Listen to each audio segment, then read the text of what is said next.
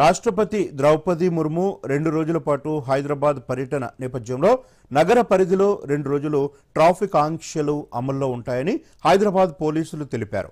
ఈ రోజు సాయంత్రం 5:30 నుంచి రాత్రి 9 గంటల వరకు Panjagutta junction, Greenland junction, Begumpet flyover, Shyamlal building, PPNT flyover, HPS out gate, airport Y junction, Monappa junction, Yashoda hospital, Kshatriya hotel, metro residency, PV విగ్రహం, Raj Bhavan road, Khairatabad flyover, necklace road, Telugu Talli జంక్షన్తో పాటు ఫ్లైఓవర్పై ఆంక్షలు ఉంటాయని పేర్కొన్నారు. అలాగే ఎన్టీఆర్ మార్గ్, కట్టమైస్తమ్మ, ఇక్బాల్ మినా, ట్యాంక్ బండ్, అంబేద్కర్ విగ్రహం junction, Ashok Nagar junction, NTR stadium ప్రాంతాల్లో ట్రాఫిక్ ఆంక్షలు అమల్లో ఉంటాయని తెలిపారు.